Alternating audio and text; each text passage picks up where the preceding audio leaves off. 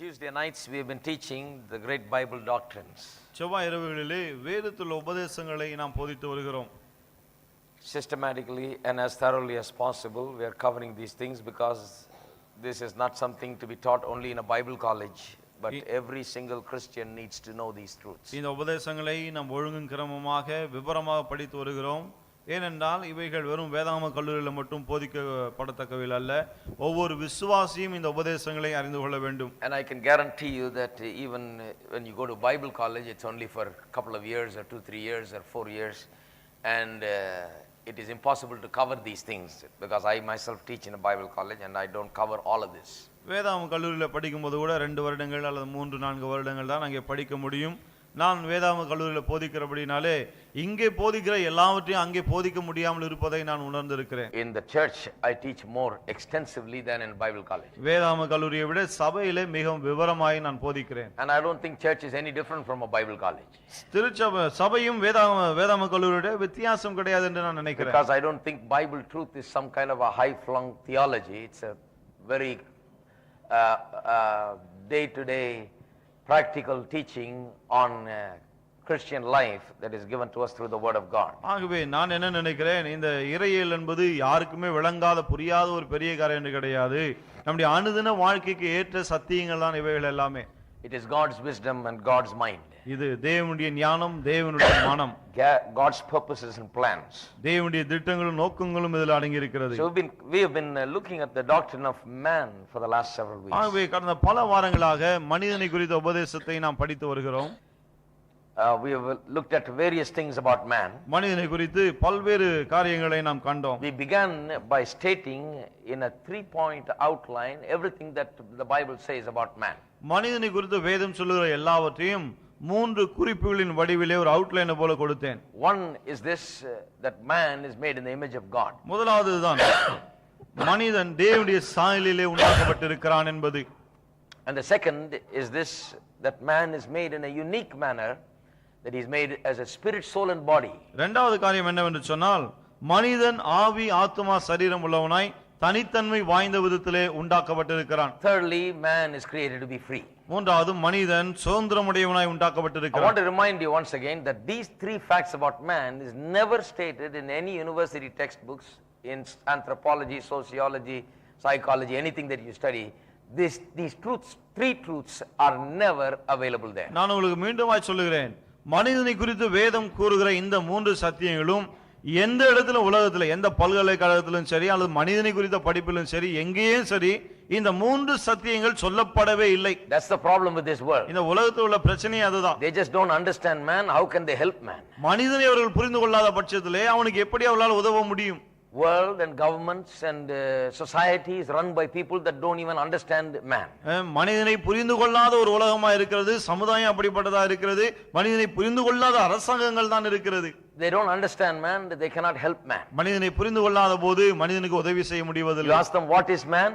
மனிதன் என்றால் என்ன என்று கேட்டு They பாருங்கள். will say he is a biological being. அவன் வெறும் சரீரத்தை உடையவன் என்று சொல்வார்கள். He is a psychological being. அது மனதை உடையவன் என்று He is a சொல்வார்கள். sociological being. அல்லது சமூகவியலானவன் என்று They சொல்வார்கள். will look at him from all these different angles, but never look at him as the person made in the image and likeness of God. இப்படி பல்வேறு கண்ணோட்டத்திலே பார்க்கிறார்களே தவிர மனிதன் தேவனுடைய சாயலிலே ரூபத்திலே உண்டாக்கப்பட்டவன் என்று அதை பார்க்க மறுக்கிறார்கள். Therefore in this world there is no hope. If you are looking for the world to fix your problems, there is no hope. ஆகவே உங்களுடைய பிரச்சனைகளுக்கு இந்த உலகம் ஒரு தீர்வை கொடுக்கும் என்று நீங்கள் நம்பினால் உங்களுக்கு நம்பிக்கையே கிடையாது. There is no person, no matter how educated he is in this world, can fix your problem. இந்த உலகத்தில் எவ்வளவுதான் படித்த ஒரு பெரிய ஆளா இருந்தாலும் சரி அந்த ஆளால் கூட உங்களுடைய பிரச்சனையை தீர்க்க முடியாது. He can go to the moon and come back but cannot fix man's problem. நிலவுக்கே போய் திரும்பி வரலாம், ஆனால் மனிதனுடைய பிரச்சனையை சரி செய்ய முடியாது. Because man is made in the image of God. ஏனென்றால் மனிதன் தேவ சாயலிலே உண்டாக்கப்பட்டிருக்கிறான். Unless and until someone comes in touch with this reality and this truth, he cannot even begin to tap into the answer for man's problem. இந்த சத்தியத்தை ஒருவர் உணர்ந்து கொள்கிற வரையிலே மனிதனுடைய பிரச்சனைக்கு பிரச்சனை என்ன என்பதை மேலோட்டமாய் கூட புரிந்து கொள்வது கஷ்டம். That is why I consider it a great privilege for me to be a preacher. ஆகவே தான் ஒரு பிரசங்கியா இருப்பது எனக்கு கிடைத்த மிகப்பெரிய ஸ்லாக்கியமாய் நான் கருதுகிறேன். Because I am dealing with something that the entire world cannot deal with. ஏனென்றால் முழு உலகம் சமாளிக்க முடியாத சரி செய்ய முடியாத பிரச்சனைகளை நான் பேசுகிறேன். Scientists, doctors and physicists and and all others cannot deal with what we are dealing with. விஞ்ஞானிகள், மருத்துவர்கள், இன்னும் பல துறையினர் சேர்ந்தவர்கள் இருக்கிறார்கள். நாம் பேசுகிற இந்த காரியங்கள்லாம் அவர்களுக்கு விளங்காத ஒன்று. This is wisdom beyond their understanding. இது அவருடைய அறிவுக்கு அப்பாற்பட்ட ஒரு ஞானம். Wisdom from God's word. இது தேவனுடைய வார்த்தையிலிருந்து வரக்கூடிய ஞானம். This fixes all our problems that we go through internally and struggles in our mind and our hearts. இது நம்முடைய உள்ளத்திலும் நம்முடைய மனதிலும் நமக்குள்ளே இருக்கக்கூடிய எல்லா விதமான போராட்டங்களையும் சீர்படுத்தக்கூடியது. Fixes our families, our life in this earth. இந்த பூமியிலே நம்முடைய குடும்பத்தை, நம்முடைய வாழ்க்கையை எல்லாவற்றையும் சீர்படுத்துகிறது. It sets everything right for us when we begin to understand these things. இந்த காரியங்களை நாம் புரிந்து கொள்ளும்போது எல்லாவற்றையும் அது சீராக்குகிறது. So in talking about man, we have shared extensively so many things. ஆகவே மனிதனை குறித்து நாம் பார்த்தபோது எல்லாவற்றையும் விவரமாய் உங்களுக்கு சொன்னேன். So I'm going to today begin on a new direction in this doctrine of man. இந்த மனிதனை குறித்த இந்த உபதேசத்திலே தான இன்றைக்கு இன்னொரு திசையிலே நாம் செல்ல We've been போகிறோம். talking about, if you remember, we've had a small break in between.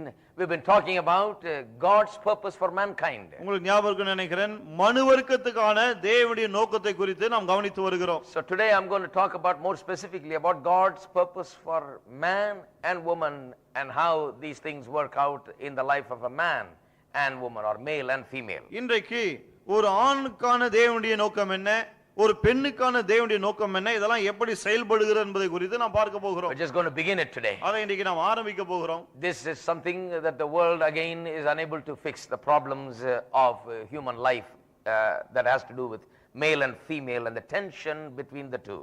இந்த ஆண் பெண் இவர்களுக்கு இருக்கக்கூடிய பிரச்சனை, இவர்களுக்கு இடையே இருக்கக்கூடிய போராட்டம், இப்படிப்பட்ட காரியங்களை உலகமானது தீர்க்கக்கூடாத ஒரு நிலையில் இருக்கிறது. Because basically they don't understand it. ஏனென்றால் அடிப்படையில் அவர்களுக்கு எதுவுமே புரிவதில்லை. But the Bible gives us really the answer to all of these things. ஆனால் வேதம் மெய்யாக இவை எல்லாவற்றுக்கும் நமக்கு பதிலை கொடுக்கிறது. I think the key to understanding the relationship between man and woman and how they exist and coexist and work together and live together is to understand from the Bible what the purpose is behind their creation. ஆணும் பெண்ணும் இந்த உலகத்திலே எவ்வாறு வாழ்கிறார்கள், எவ்வாறு இசைவாய் இணைந்து ஒருவருக்கு ஒருவர் விட்டு கொடுத்து வாழ்கிறார்கள் என்பதையெல்லாம் நாம் புரிந்து கொள்ள வேண்டுமானால் அதற்கு திறவுகோல் போல இருப்பது அவர்கள் என்ன நோக்கத்தோடு கூட உண்டாக்கப்பட்டார்கள் என்பதை புரிந்து கொள்வதுதான். I think the purpose is the key to understanding all these complex problems. இந்த பல்வேறு சிக்கலான பிரச்சனைகளை புரிந்து கொள்வதற்கு திறவுகோல் போல இருப்பது நோக்கத்தை புரிந்து கொள்வதுதான். What is the purpose for man? ஆணுக்கான நோக்கம் என்ன? What is the purpose for woman? ஒரு பெண்ணுக்கான நோக்கம் என்ன? Why is there a difference between the two? ஏன் இந்த ரெண்டு பேருக்கு இடையே ஒரு வித்தியாசம் இருக்கிறது? Does the difference mean that the one is greater than the other And or the one is inferior than the other? அப்படி வித்தியாசம் இருக்கிறதுனாலே ஒருவர் பெரியவர் இன்னொருவர் தாழ்ந்தவர் என்ற அர்த்தமா? What is the difference? அந்த வித்தியாசம் தான் என்ன? Let me ask you to turn with me to Genesis chapter 1. திருப்பம் ஆதியாகமம் முதலாம் அதிகாரத்துக்கு. We will begin it today and it's going to take us several weeks. இன்றைக்கு நாம் ஆரம்பிக்க போகிறோம், இதற்கு பல வாரங்கள் செல்லும். This is quite an interesting revelation concerning man and woman and God's purpose for them. இது ஆணை குறித்து பெண்ணை குறித்து அற்புதமான ஒரு வெளிப்பாடு, அவர்களுக்காக தேவன் வைத்திருக்கிற நோக்கத்தை குறித்த ஒரு வெளிப்பாடாகும். It doesn't matter if you are married or unmarried or yet to be married, going to be married. திருமணம் ஆனவரோ ஆகாதவரோ திருமணம் செய்து கொள்ள போகிறவரோ நீங்கள் எந்த நிலையில இருந்தாலும் சரி, If you are married, it will make you live a better married life. நீங்கள் திருமணம் செய்தவரானால் உங்களை திருமண வாழ்க்கை இன்னும் சிறப்படைய செய்யும். இது If you are sick and tired of marriage, then it will make it better. கல்யாணம் பண்ணி நொந்து போயிருந்தீங்கன்னு சொன்னா அந்த திருமண வாழ்க்கையை இது கொஞ்சம் ஒரு உற்சாகம் அளிக்கும், உற்சாகம் மட்டும் இல்ல, நல்லா ஆகிடும். நல்லா ஆக்கிடும், It will fix it. அது சரிப்படுத்திடும். I guarantee you that. உத்தரவாதமா சொல்ல முடியும் என்னால. And if you are thinking about marriage and you are wondering what kind of mess that is going to be, திருமணத்தை பற்றி நீ யோசித்து கொண்டு அது எவ்வளவு பெரிய கொடுமையா இருக்கும் அப்படின்னு யோசிச்சுட்டு இருந்தீங்கன்னா then it will clear up some things in your mind. பிறகு அது குறித்த சில சந்தேகங்கள்லாம் அது நீக்கி விடும். If you are wondering why your wife is like this, why that woman is like this, and why she is such a big problem to you, ஏன் என் மனைவி எனக்கு பெரிய தொல்லையா பிரச்சனையா இருக்கிறான் அப்படின்னு நீங்க அது போல யோசிச்சிட்டீங்கன்னு சொன்னா அந்த பிரச்சனையும் இது தீர்த்து வைத்து if விடும். you are thinking why your husband is such a mess, that will fix it too. ஒருவேளை மனைவிமார்கள் ஏன் புருஷன் இப்படி இருக்கிறார் அப்படி யோசிச்சிருந்தீங்கன்னா அதையும் இது சரி செய்து விடும். You know there are books available in Higginbotham's that will say everything that a woman wants to know about man. ஹிகின்பாத்தம்ல புக்கெல்லாம் விக்கிறாங்க பாரு, ஆங்கிலத்துல இருக்கு, ஒரு ஆணை குறித்து ஒரு பெண் அறிந்து கொள்ள விரும்புகிற அனைத்தும் அப்படின்னு. You open and read it, there's nothing there really. அதை எடுத்து வாசித்து பார்த்தீங்கன்னா உள்ள ஒண்ணுமே கிடையாது. And then there are books that says everything that a man wants to know about woman. இன்னொரு புத்தகம் இருக்கு, ஒரு பெண் பெண்ணை குறித்து ஒரு ஆண் அறிந்து கொள்ள விரும்புற எல்லாம் அப்படின்னு. But I've got a book here that tells you everything that everybody wants to know about everybody. ஆனால் என் கையில் உள்ள இந்த புத்தகம் எல்லாரை குறித்து எல்லா விஷயங்களும் நமக்கு சொல்லி விடுகிறது. You want to know about man? மனிதனை குறித்து அறிந்து கொள்ள வேண்டுமா? You want to know why a man behaves the way he does? ஏன் ஒரு ஆண் அவன் அப்படி நடந்து கொள்கிறானே அதுக்கு காரணம் என்ன என்பதை You want to அறிந்து கொள்ள வேண்டுமா? understand why a woman behaves the way she does? ஒரு ஸ்திரீ ஏன் அப்படி நடந்து கொள்கிறாள் என்பதை புரிந்து கொள்ள வேண்டுமா? You want to know how a family life is ought to be lived? அல்லது குடும்ப வாழ்க்கை எவ்வாறு வாழப்பட வேண்டும் என்பதை அறிந்து கொள்ள வேண்டுமா? You know, all these things are here in the word of God. இந்த எல்லா விஷயங்களும் தேவனுடைய வார்த்தையிலே இருக்கிறது. So let's try to understand this. ஆகவே இதை புரிந்து கொள்ள முயற்சிப்போம். Genesis chapter 1 verse 26 onwards. ஆதியாகமம் முதலாம் அதிகாரம் 26 வசனத்திலிருந்து. The all important passage. மிகவும் முக்கியமான பகுதி இது. Then God said, let us make man in our image according to our likeness, let them have dominion over the fish of the sea, over the birds of the air, and over the cattle, and over all the earth, and over every creeping thing that creeps on the earth. பின்பு தேவன் நமது சாயலாகவும் நமது ரூபத்தின்படியே மனுஷனை உண்டாக்குவோமாக, அவர்கள் சமுத்திரத்தின் மச்சங்களையும் ஆகாயத்து பறவைகளையும் மிருக ஜீவன்களையும் பூமி அனைத்தையும் பூமியின் மேல் ஒரு சகல பிராணிகளை ஆளக்கடவர்கள் என்றார். So God created man in his own image. In the image of God he created him, male and female he created them. தேவன் தம்முடைய சாயலாக மனுஷனை சிருஷ்டித்தார், அவனை தேவ சாயலாகவே சிருஷ்டித்தார், ஆணும் பெண்ணுமாக அவர்களை சிருஷ்டித்தார். That's where the problem begins for people. மக்களுக்கு பிரச்சனை இங்க தான் ஆரம்பிக்குது. God created man, but then he made man male and female as two different kinds. தேவன் மனுஷனை சிருஷ்டித்தார், ஆனால் ஆணும் பெண்ணுமாக ரெண்டு வகையாக சிருஷ்டித்து விட்டார். Why the difference? ஏன் அந்த வித்தியாசம்? And what all problems these two things, these two genders bring into human life? இந்த இரண்டு பால் என்று சொல்லுகிறோமே, இவை மனு வாழ்க்கைக்குள்ள என்னவிதமான பிரச்சனை எல்லாம் கொண்டு வருகிறது? You know, all of these things are to be explored through the word of God. தேவனுடைய வார்த்தையின் மூலமா இந்த எல்லா காரியங்களையும் நாம் கவனிக்க But I வேண்டும். want to remind you one thing. ஒன்றை உங்களுக்கு நினைப்பூட்ட The விரும்புகிறேன். thing that I was talking about when we began to look at God's purpose for mankind. மனு வர்க்கத்துக்கான தேவனுடைய நோக்கத்தை குறித்து நான் பார்க்க ஆரம்பித்த போது அதை உங்களுக்கு நான் சொன்னேன். You know, the creation of man is something that did not happen accidentally.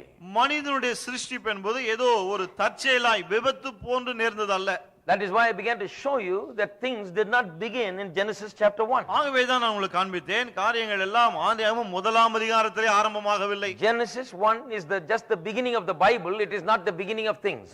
ஆதியாகமம் முதலாம் அதிகாரம் என்பது வேதத்தின் ஆரம்பமே தவிர எல்லா காரியங்களின் ஆரம்பம் கிடையாது. Before Genesis 1 there was God. ஆதியாகமம் முதலாம் அதிகாரத்துக்கு முன்னாலே தேவன் இருக்கிறார். And God had a plan and a purpose in his mind. தேவனுடைய மனதிலே ஒரு நோக்கம், ஒரு திட்டம் இருந்தது.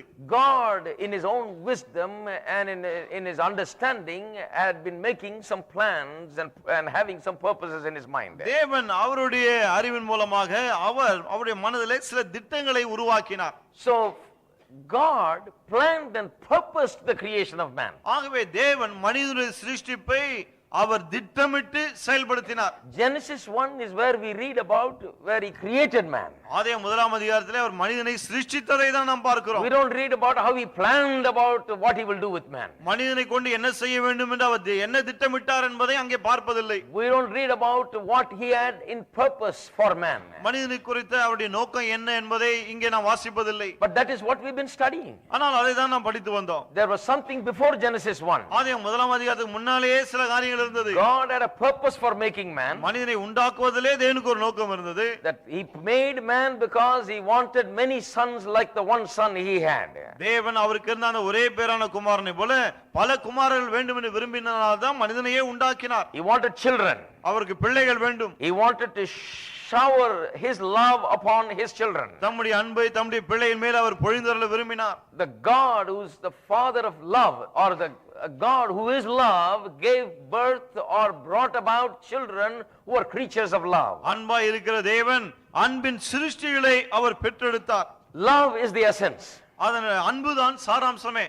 With God, you know, in one word you can describe him, and that is love. தேவனை ஒரே வார்த்தையில விவரிக்க வேண்டுமானால் அன்பு என்று சொல்லலாம். If you want to describe man and all of his problems and how where all of his problem comes from, it is that one word, love. If you want to describe all of man's problem and where it comes from that word, love. மனிதனுடைய பிரச்சனைகளை அவையெல்லாம் எங்கிருந்து தோன்றுகிறது என்பதை நாம் பார்க்க வேண்டுமானால் அதுவும் அந்த ஒரு வார்த்தையில சொல்லிவிடலாம் அன்பு என்று. Just as God is love, man is love. Man is a love creature. எப்படி தேவன் அன்பா இருக்கிறான் அதே போல மனிதனும் அன்பா இருக்கிறான். மனிதன் அன்பின் மனிதனா இருக்கிறான். That's the problem with man today. இன்றைக்கு மனுஷனிடத்தில் உள்ள பிரச்சனை அதுதான். Since the fall of man, real love is not available in this world. மனுஷன் பாவத்தில் விழுந்த முதற்கொண்டு இந்த உலகத்திலே மெய்யான அன்பு காணப்படவில்லை. Man's love, the human love, has been tainted with what we call as selfishness. மனித அன்பு இப்போது நாம் சொல்லுகிறபடி சுயநலத்தினாலே கரைபட்டதா இருக்கிறது. Selfishness reigns above love now. சுயநலம் இப்போது நம்முடைய அன்பை ஆளுகிறது. That is why we have all kinds of problems. ஆகவே தான் எல்லா விதமான பிரச்சனைகள் நமக்கு இருக்கு. Now some people blame God. Why did God ever make man and woman? That's why we got a problem today. சிலர் ஆண்டவரே குறை சொல்றாங்க. ஏன் ஆணும் பெண்ணும் ஆண்டவர் உண்டாக்கணும்? அதனால தான் பிரச்சனையே. If he did not make them as man and woman, then we won't have any problem. ஆணும் பெண்ணுமாக உண்டாக்கவில்லை என்றால் பிறகு பிரச்சனையே இருந்திருக்காதே. This man woman tension would not have been there if God did not make them in two different kinds. தேவனுடைய ஆணும் பெண்ணுமாக உண்டாக்காது இருந்தால் பிறகு ஆணுக்கும் பெண்ணுக்கும் வரக்கூடிய பிரச்சனை எல்லாம் இருக்கவே இருக்காது என்று சொல்றாங்க. They're making one mistake. They're looking at the world and the problems that people have, men and women have, and they're trying to analyze and come to a conclusion. அவர் செய்யற ஒரு தவறு என்ன? இன்றைக்குள்ள மனிதர்களையும் அந்த மனிதருக்கு இன்றைக்குள்ள பிரச்சனைகளையும் பார்த்து அதன் அடிப்படையிலே ஒரு முடிவுக்கு வர விரும்புகிறார்கள். You need to go back before the fall. ஆனால் நீங்கள் பாவத்தில் விழுவதற்கு முன்னாலே அங்கே போக வேண்டும். And you need to understand what kind of a life God ordained for man. தேவன் மனிதனுக்கு என்ன விதமான ஒரு வாழ்க்கையை ஏற்படுத்தினார் என்பதை நீங்கள் புரிந்து கொள்ள வேண்டும். You know, before the fall, what was it like? பாவத்தில் விழுவதற்கு முன்னாலே எப்படி இருந்தது? Man was really a love creature. மனிதன் மெய்யாக ஒரு அன்பின் சிருஷ்டியா இருந்தான். In the Garden of Eden, Eden தோட்டத்திலே there was no tension between man and woman. ஆணுக்கும் பெண்ணுக்கும் இடையே எந்த போராட்டமும் கிடையாது. There was a difference between man and woman. ஆண் பெண்ணிட வித்தியாசம் இருந்தது. But there was no tension between man and woman. ஆனால் அவர்களுக்கிடையே எந்த ஒரு போராட்டமோ கஷ்டமோ கிடையாது. There was perfect cooperation and harmony. அந்த அளவுக்கு பூரணமான ஒரு ஒத்துழைப்பு இணக்கம் அங்கே இருந்தது. Because love reigned there. Man was a love creature. He was living by love. மனிதன் அன்பின் மனிதனா இருந்தபடினாலே அன்பு அங்கே ஆண்டது. அன்பினாலே மனிதன் வாழ்ந்து வந்தான். Like fish lived in water, man thrived in his love towards the woman that God had given him, and the woman thrived in the love towards the man that God had given him. எப்படி மீனானது தண்ணீரிலே தழைத்தோங்குகிறதோ அதே போல இந்த ஆண் பெண்ணின் மேல் உள்ள அன்பிலே தழைத்தோங்கினான், அந்த பெண்ணும் அவன் மேல் உள்ள அன்பிலே தழைத்தோங்கினான். There was no tension in the Garden of Eden. Eden தோட்டத்திலே எந்த பிரச்சனையும் கிடையாது. In fact, in the fall, if you look at it, இன்னும் சொல்ல போனால் பாவத்தில் விழுந்தபோது you know, it was Eve that first ate of the forbidden fruit. ஏவாள் தான் முதலாவது அந்த விலக்கப்பட்ட கனியை புசித்தாள். And then Adam comes there. பிறகு ஆதாம் அங்கே வருகிறான். He knows what has happened to Eve. ஏவாளுக்கு என்ன நடந்தது என்பதை அவன் பார்க்கிறான். He knows very well what God had told. தேவன் என்ன சொன்னார் என்பது அவனுக்கு நல்லா தெரியும். He knows that Eve had transgressed. ஏவாள் அதை மீறினாள் என்பது அவனுக்கு தெரியும். He knows the consequence now that Eve had fallen into sin.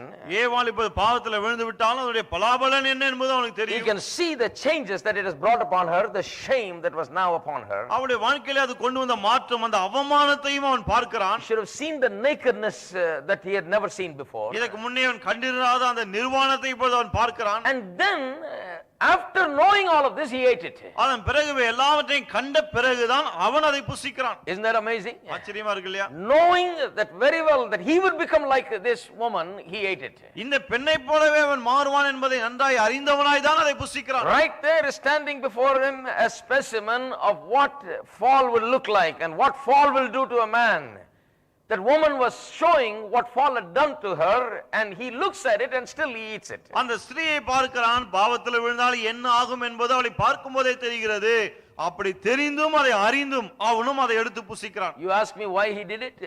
நீங்க கேக்குறான் ஏன் அப்படி செய்தான்? I tell you why. நான் சொல்ல பாருங்க. He was so unselfish in his love. அந்த அளவுக்கு அவனுடைய அன்பிலே சுயநலமே இல்லை. He looked at her and said, well, I have no life without you. அவளை பார்த்து சொன்னா, நீ இல்லாம எனக்கு வாழ்க்கை கிடையாது. Since you have eaten it and you have fallen, நீ அதை புசித்தாய், நீ விழுந்து போனாய். I am going to eat it and fall with you. ஆகவே நானும் அதை புசித்து உன்னோடவே விழுகிறேன். Wherever you go, that's where I'm going to go. நீ எங்கே போகிறாய் அங்கேயே நானும் வரேன். Whatever your state and condition going to be, that's what my state and condition is going to be. உன்னுடைய நிலை எவ்வாறு இருக்க போகிறதோ என்னுடைய நிலையும் அவ்வாறே இருக்கட்டும். So even to the point of destroying himself, he took and ate of that fruit. ஆகவே தன்னையே அழித்துக் கொள்கிற அந்த நிலை என்று வந்தபோது கூட அதையும் பாராமல் அந்த கனியை புசித்தார். In the New Testament, Paul comments about it. புதிய ஏற்பாட்டிலே பவுல் அதை குறித்து எழுதுகிறார். He said that Eve was deceived, but Adam was not deceived. அவர் சொல்லுகிறார், வஞ்சிக்கப்பட்டவள் ஏவாள் தான், ஆதாம் வஞ்சிக்கப்படவில்லை. Eve ate it and Adam could have avoided it, but he still ate it. ஏவாள் தான் புசித்தால் ஆதாம் தவிர்த்திருக்கலாம், என்றாலும் அவனும் புசிக்கிறான். He ate it because he did not know any other way to live other than out of love. அதை அவன் புசிக்க காரணம் என்ன? அவன் அன்பின் மிகுதியினால் இருந்ததனாலே அவனுக்கு வேற வழியே தெரியவில்லை. He did not have 1 ounce of selfishness. சுயநலம் என்பது கடுகளவும் அங்கே இல்லை. But after the fall, ஆனால் பாவத்தில் விழுந்த பிறகு God comes looking for man. தேவன் மனிதனை தேடி வருகிறார். He says, Adam, Adam, where are you? சொல்கிறார், ஆதாமே, ஆதாமே, நீ எங்க இருக்கிறாய்? God knows very well where he is. அவன் எங்க இருக்கான்னு ஆண்டவருக்கு ரொம்ப நல்லா தெரியும். Where are you means, it doesn't mean I don't know where you are. It means what happened to you? What have you done? நீ எங்க இருக்கான்னு கேட்டப்போ அவன் எங்க இருக்கான்னு தெரியாம கேட்கல அவரு. நீ என்ன செய்து விட்டாய் ஆதாமே என்று அந்த அர்த்தத்துல கேட்கிறார். And Adam comes out. ஆதாம் வெளியே வருகிறான். And he says, Lord, you know what the problem is? The woman you gave me, she is the problem. அவன் என்ன சொல்றான் தெரியுமா? ஆண்டவரே, பிரச்சனை என்ன தெரியுமா? நீர் கொடுத்தீரே இந்த ஸ்திரீயானவள், அவதான் என்னுடைய பிரச்சனையே. Now before the fall he was ready to even die for her. பாவத்துல விழுதுக்கு முன்னாலே அவளுக்காக மரிக்கவும் ஆயத்தமா இருந்தான். Was ready to destroy his own life and future for her. அவளுக்காக தன்னுடைய வாழ்க்கையை, தன்னுடைய எதிர்காலத்தை அழித்துக் கொள்ள வாழ ஆயத்தமா இருந்தான். He was ready to commit himself to doom with her because of his love for her. அவள் மேல் கொண்ட அன்பினாலே அவளோடு கூட இவனும் அழிந்து போக ஆயத்தமா இருந்தான். But after the fall, ஆனால் பாவத்துல விழுந்த பிறகு selfishness begins to reign. சுயநலம் ஆள ஆரம்பிக்கிறது. He says, Lord, the woman that you gave me, she is the one that gave me this and I ate it. என்ன சொல்ல? ஆண்டவரே, நீ தந்தீரே அந்த ஸ்திரீ, அவதான் அதை கொடுத்தா, நான் வாங்கி புசித்தேன். Now you have a right analysis. இப்போ பாருங்க, சரியா புரிஞ்சுக்க So முடியும். don't blame God why God made male and female. ஆகவே ஏன் தேவன் ஆணாக பெண்ணாக உண்டாக்கினார்னு அவரை குறை சொல்லாதீங்க. No, the problem with male female problems today relates right back to the fall and what happened there. இன்னைக்கு ஆண் பெண்ணுக்கு இடையே இருக்கிற பிரச்சனை பாவத்துல என்ன நடந்ததோ அந்த இடத்துல இருந்து ஆரம்பிக்கிறது. It is as a result of sin we have this problem. பாவத்தின் விளைவாக தான் இந்த பிரச்சனையே. It is as a result of sin that homes are broken today. பாவத்தின் விளைவாக தான் இன்றைக்கு குடும்பங்கள் சிதைந்திருக்கிறது. It is as a result of sin that marriage is a very difficult thing today. பாவத்தின் விளைவாக தான் இன்றைக்கு திருமணம் என்பது அவ்வளவு சிரமமானதா இருக்கிறது. It is as a result of sin that we cannot get along. பாவத்தின் விளைவாக தான் நம்மால் ஒத்து போக முடியாமல் இருக்கிறது. It is as a result of sin there is a big male female tension in this world. பாவத்தின் விளைவாக தான் ஆண் பெண் என்கிற ஒரு பிரச்சனை இந்த உலகத்துல அதிகமா இருக்கிறது. Now you can see what the people in the universities will tell you. இப்ப பாருங்க, பல்கலைக்கழகங்கள்ல படிக்கிற மாணவர்கள் என்ன சொல்வாங்க? If I tell them this, they will laugh at you. இத நான் சொன்னேன்னா அவங்க சிரிப்பாங்க. Because they don't believe in these things. ஏனென்றால் இதெல்லாம் அவர் நம்புவது கிடையாது. That's the problem with this world. இந்த உலகத்துல இருக்கிற பிரச்சனை அதான். They do not believe the Bible. வேதத்தை நம்புவதில்லை. They do not believe what the Bible says about creation. சிருஷ்டியை குறித்து வேதம் சொல்வதை நம்புவதில்லை. They do not believe what the Bible says about man. மனிதனை குறித்து வேதம் சொல்வதை நம்புவதில்லை. They do not believe what the Bible says about the fall. பாவத்தில் விழுந்தது குறித்து வேதம் சொல்வதை நம்புவதில்லை. They do not believe what the Bible says about the consequences of the fall. பாவத்தில் விழுந்ததன் விளைவாக ஏற்பட்ட காரியங்களை குறித்து வேதம் சொல்வதையும் நம்புவதில்லை. Yet these are the things that provide real answers for human problems today. என்றாலும் இந்த காரியங்கள் தான் மனித பிரச்சனைகளுக்கு மெய்யான பதில் இருக்கிறது. Why are there such problems? ஏன் இன்றைக்கு வாழ்க்கையில் இப்படிப்பட்ட பிரச்சனைகள்? It is because there is one thing that rules over mankind today and that is selfishness beyond anything. ஏனென்றால் இன்றைக்கு மனு வர்க்கத்தை ஒரு காரியம் ஆளுகிறது. என்ன அது? அதுதான் சுயநலம். From the day of the fall, பாவத்தில் விழுந்த முதற்கொண்டு no, human love completely did not disappear. There is love, but there is selfishness that is greater than love. மனித அன்பு முற்றிலும் அழிந்தது என்று சொல்லவில்லை. அன்பு இருக்கிறது. ஆனால் அன்பை விட சுயநலம் இப்போது அதிகமாக இருக்கிறது. I'll give you more examples. இன்னும் அதிக உதாரணங்களை தருகிறேன். There is the love of a mother that we Tamilians make a big deal about. இன்னைக்கு நம்ம தமிழர்கள் தாயின் அன்பு ரொம்ப பெரிய விஷயமா நம்ம பேசுறோம். And the movies make a big deal about the mother's love. Cinema படங்களை விட தாயின் அன்பு ரொம்ப பெரிய விஷயமா காமிக்கிறாங்க. Many actors have made their living talking about this mother's love. பல நடிகர்கள் தாயின் அன்பை பற்றி பேசி அவங்க படிச்சிட்டு இருக்காங்க. So let's talk about mother's love. ஆக தாயின் அன்பை குறித்து பேசுவோம். How deep is mother's love? ஒரு தாயின் அன்பு எவ்வளவு ஆழமானது? See, they say mother's love is like so divine and it will never fail. என்ன சொல்றாங்க? தாயின் அன்பு தெய்வீகமானது, ஒழியாத அன்புன்றாங்க. The Bible doesn't teach that. ஆனா வேதம் அப்படி போதிக்கிறது. The Bible says in 1 Corinthians chapter 13 verse 8. 1 கொரிந்தியர் 13:8 வேதம் சொல்கிறது. In the last line it says, love never fails. கடைசி வரியில சொல்லுகிறது, அன்பு ஒரு காலம் ஒழியாது. Have you ever read that? அதை வாசித்திருக்கீங்களா? But you read all the time about love failures. ஆனா எப்போதுமே ஒழிந்து போகிற அன்பு குறித்து தான் நம்ம வாசிக்கிறோம். We live in a world of love failures. ஒழிந்து போகிற அன்பை கொண்ட உலகத்திலே வாழ்ந்து But கொண்டிருக்கிறோம். the Bible says love never fails. வேதம் சொல்லுகிறது அன்பு ஒழியாது என்று. So which is right? எது சரி? Love failure is right or love never fails is right? அன்பு ஒழிந்து போகிறதே அது சரியா அல்லது ஒரு காலம் ஒழியாது என்று சொல்லுகிறதே அது சரியா? What the Bible is saying is there is a different kind of love that never fails. வேதம் என்ன சொல்லுகிறது? வித்தியாசமான ஒரு அன்பு இருக்கிறது, அந்த அன்பு தான் ஒழியாது. 1 Corinthians 13 is not about the love that you see in families, in homes, between husband and wives, between parents and children and friends and so on. It is a different kind of a love. It is a divine love that it is talking about. 1 கொரிந்தியர் 13ஆம் அதிகாரத்தில் நாம் பார்க்கிற அன்பு நண்பர்களுக்கிடையே அல்லது குடும்பத்திலே காணப்படுகிற அல்லது மற்ற உறவுகளில் காணப்படுகிற அந்த அன்பை குறித்து பேசாமல் தெய்வீக அன்பை குறித்து பேசுகிறது. There is a difference between love on various levels that we see today and divine love. இன்னைக்கு உலகத்திலே பல்வேறு விதங்களிலே அன்பை காணுகிறோம். அந்த எல்லா அன்புகளுக்கும் இந்த தெய்வீக அன்புக்கும் வித்தியாசம் உண்டு. So take a mother's love for example. உதாரணத்துக்கு ஒரு தாயின் அன்பை எடுத்துக்கொள்வோம். You know, I know of a mother who literally gave one of her kidneys to a child that both her kidneys failed, that child's kidneys failed. எனக்கு ஒரு தாயை தெரியும். அவருடைய பிள்ளைக்கு 2 கிட்னியும் செயலிழந்து விட்டது. ஆகவே தாய் தன்னுடைய ஒரு கிட்னி எடுத்து அந்த பிள்ளை கொடுத்தார்கள். So deep is the mother's love. தாயின் அன்பு அவ்வளவு ஆழமானது. She was in a good job. நல்ல வேலையில் இருந்தாங்க. Very healthy person. ஆரோக்கியமானவர்கள். The girl was about 16 years old. அவங்களுடைய மகளுக்கு ஏறக்குறைய 16 வயசு இருக்கும். She was going to die because both her kidneys failed. 2 கிட்னியும் செயல்படாதனால மரிக்கக்கூடிய நிலையில இருந்தா. And the doctors were giving various options what to do. மருத்துவர்கள் பல்வேறு காரியம் சொன்னாங்க என்னெல்லாம் செய்யலாம்னு. She was on dialysis in the meanwhile. அதுக்கிடையே டயாலிசிஸ் செய்தார்கள். And the mother did not take even a few seconds to decide. She said, "Yes, I will give my kidney." ஒரு தாய் கொஞ்ச நேரம் கூட யோசிக்கல, உடனே சொன்னாங்க நான் ஏன் கிட்னியை கொடுக்கிறேன். Such is the love of a mother. ஒரு தாயின் அன்பு அப்பேற்பட்டது. It's a great love. அது மாபெரும் அன்பு. She says, "I'll give my kidney." சொன்னாங்க நான் ஏன் கிட்னியை கொடுக்கிறேன். What she really means is, yes, I am ready to even die for my child. If my daughter will live, I am ready to give my kidney. என்ன சொல்ல வருகிறார்கள்?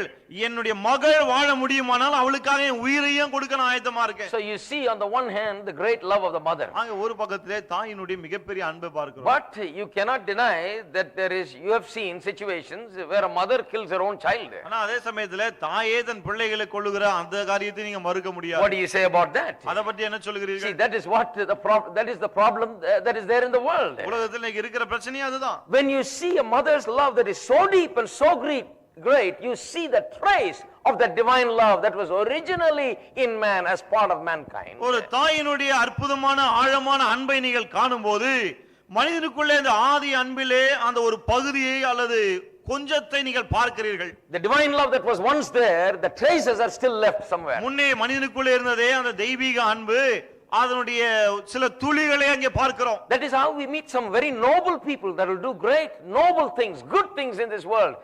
There you see the traces of the goodness that originally existed in them. இப்படியாதான் உலகத்திலே சில மிகப்பெரிய மனிதர்களை பார்க்கிறோம், மிகவும் அன்பு காட்டுகிற நேசிக்கக்கூடிய மக்கள். அவர்களை பார்க்கும்போது என்ன தெரிகிறது?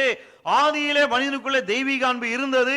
அது சில துளிகளை தான் அவர்களிலே பார்க்கிறோம். How can a person like Gandhiji, who is not even a Christian, can be such a great man? ஒரு கிறிஸ்தவனா இல்லாத காந்திஜி போன்றவர் கூட எப்படி அவ்வளவு பெரிய ஒரு மனிதனா இருக்க முடிந்தது? I'll tell you why. எப்படின்னு சொல்றேன். Because man is made in the image and likeness of God. மனிதன் தேவனுடைய சாயலிலே ரூபத்திலே உண்டாக்கப்பட்டிருக்கிறான். Man is made in the likeness of God. மனிதன் தேவ சாயலிலே ரூபத்திலே உண்டாக்கப்பட்டிருக்கிறான். Man has the image of God. மனுஷனுக்குள்ளே தேவ சாயல் இருக்கிறது. Now today when you look at the world, it doesn't matter whether it's a Christian man or a non-Christian man, man is made in the image of God. இன்னைக்கு உலகத்தை பார்க்கும்போது கிறிஸ்தவன் அல்லாதவனோ எல்லாரும் தேவ சாயலிலே இருக்கிறார்கள். So in everyone it is possible to see at various times traces of the divine goodness and love in some people. ஆகவே மனிதனுக்குள்ளே பார்க்கும்போது தெய்வீக அன்பினுடைய சாயலை நற்குணங்களின் சாயலை நம்மால காண முடிகிறது. So I am not surprised at seeing some very extraordinary people that love and give their life for people and live in that way. ஆகவே மக்களை நேசித்து மக்களுக்காக தன்னுடைய உயிரையே கொடுக்கக்கூடிய அசாதாரணமான மனிதர்களை காணும்போது அது ஆச்சரியப்பட எதுவுமே இல்லை. I'm not surprised at a mother who will be ready to die for a child. தன் பிள்ளைக்காக மரிக்க ஆயத்தமா இருக்க தாயை பார்க்கும்போது ஆச்சரியம் ஏதும் இல்லை. But I should not be surprised at a mother who kills her child also today. ஆனால் தன் பிள்ளையை கொல்லுகிற தாயை பார்க்கும்போது அதிலும் ஆச்சரியப்பட ஒன்றும் இல்லை. That is the reality of this world today. அதுதான் இந்த உலகத்தினுடைய நிஜ தன்மை. That is what makes the world such a difficult place today. இதுதான் இந்த உலகத்தை இன்றைக்கு அவ்வளவு கஷ்டமான உலகமாக்குகிறது. This is the reality. இதுதான் நிஜம். If you depended on a mother's love, ஒரு தாயின் அன்பை சார்ந்திருந்தால், if you're hoping on a mother's love and banking everything that you got on your mother's love, எல்லாமே தாயின் அன்புதான் என்று அதையே நம்பி சார்ந்திருந்தால், the Bible clearly tells us that you will be very disappointed. வேதம் மிக தெளிவாய் சொல்லுகிறது, நீங்கள் ஏமாற்றம் அடைவீர்கள். Because that is a love today that cannot be guaranteed as a love that never fails. ஏனென்றால் அந்த அன்பு ஒழியாத அன்பு என்று உத்தரவாதமாய் சொல்ல முடியாது. It can sometimes fail. அது சில சமயத்துல ஒழிந்து போகும். Sometimes it works out, sometimes it fails. சில சமயத்துல ஒழியாமல் இருக்கு, சில சமயத்துல ஒழிந்து போகிறது. And when it fails, you're shattered, you're broken, and you're in tears, and you're not able to understand your problem. அது ஒழிந்து போகும்போதுதான் நீங்கள் உடைந்து போகிறீர்கள், நொறுங்கி போகிறீர்கள், ஒன்றுமே புரியாமல் போகிறது. When your own mother washes her hands and says, you're not my daughter anymore, or you're not my son anymore. பெற்ற தாயே கை கழுவி, நீ என் மகன் இல்ல, நீ என்னுடைய மகள் அல்ல என்று சொல்லும்போது, your own mother kicks you out of your house. பெற்ற தாயை வீட்டை விட்டு வெளியே துரத்தும்போது, when your own mother will not even talk one word with you. பெற்ற தாயை உங்களோடு ஒரு வார்த்தை கூட பேசாமல் இருக்கும்போது, there you see what has really happened to mankind. மனிதனுக்கு என்ன நடந்தது என்பதை அங்கேயே நீங்கள் பார்க்கலாம். There is a love failure of some kind. அங்கேதான் அன்பு ஒழிந்து போன நிலையில் இருக்கிறது. See, this is the condition that the world is in. இந்த உலகம் இன்றைக்கு இப்படிப்பட்ட நிலையில் தான் இருக்கிறது.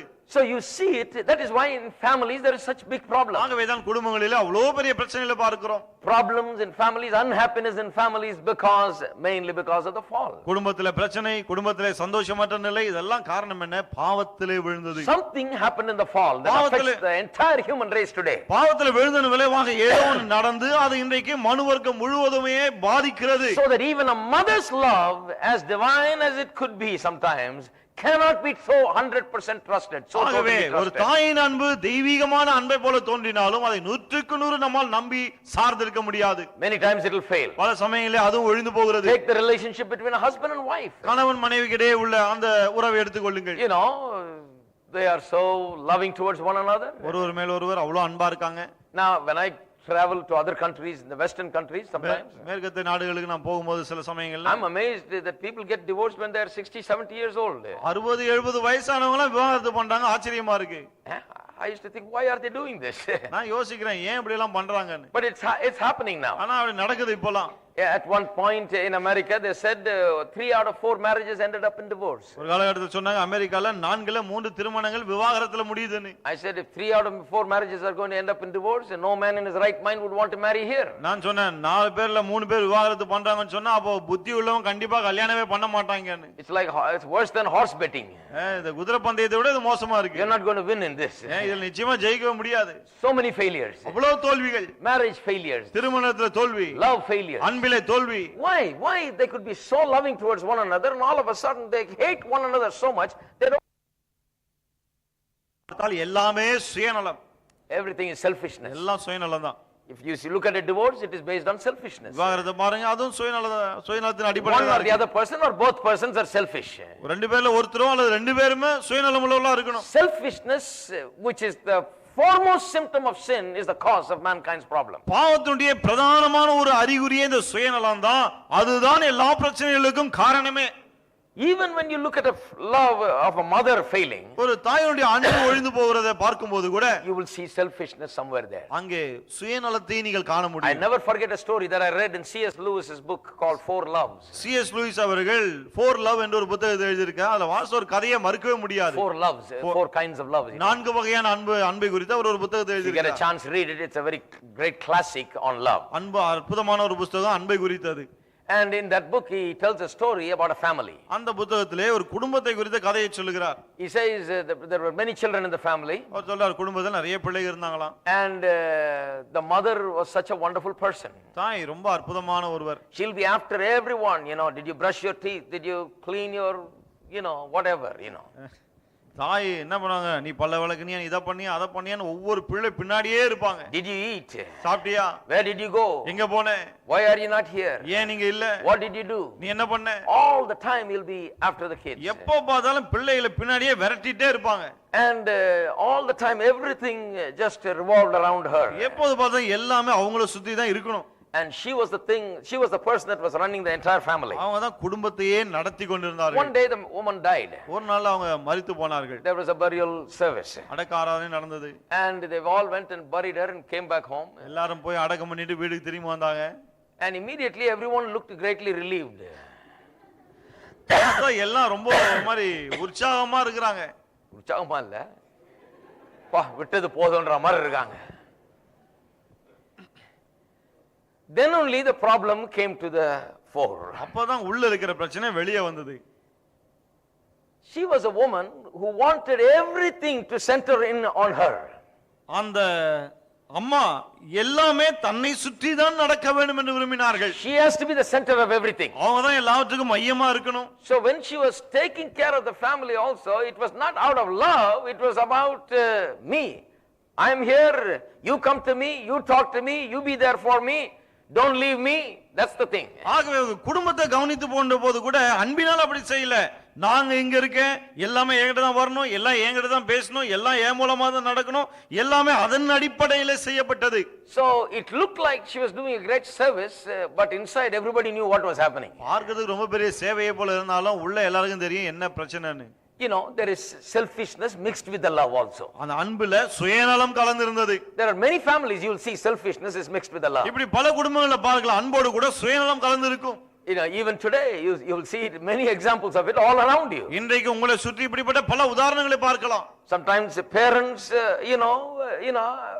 they have great love, but they have a great deal of selfishness also. சில சமயத்துல பெற்றோர் மிகுந்த அன்புள்ளவங்களா இருப்பாங்க, ஆனா அதுல ரொம்ப சுயநலமும் இருக்கும். Sometimes children also have great love and they have selfishness சில also சமயத்துல inside. பிள்ளைகள் ரொம்ப அன்பா இருப்பாங்க, அதுல பாத்தீங்கன்னா சுயநலம் கலந்து இருக்கும். That's why every family you go, they are always complaining. ஆகவே தான் எந்த குடும்பத்துல போனாலும் ஏதாவது சொல்லிட்டு இருப்பாங்க, The புகார். son will say, look at my father, mother, they are doing like this. மகன் என்ன சொல்லுவான், அப்ப எங்க அப்பா அம்மாவை பாருங்க எப்படி பண்றாங்க. You ask the father and mother, they'll say, see, I raised him so hard and lived for him and did everything for him. Look, after he got married, he is not even caring about us. அப்பா அம்மா கேட்ட என்ன சொல்லுவாங்க, பாருங்க கஷ்டப்பட்டு வளர்த்தோம், படிக்க வச்சோம், கல்யாணம் பிறகு எங்களை சுத்தமா கவனிக்கிறது கிடையாது அப்படின்வாங்க. You know, some kind of problem is there. ஏதாவது ஒரு பிரச்சனை இருக்கும். It is all based on this human love that is so totally inadequate because of its selfishness. இது எல்லாமே சுயநலத்தினாலே போதுமானதா இல்லாத மனித அன்பின் அடிப்படையிலே தான் உண்டாகிறது. That's why human life is so filled with unhappiness today. ஆகவேதான் மனித வாழ்க்கை இன்றைக்கு சந்தோஷமற்ற நிலையினால் நிறைந்திருக்கிறது.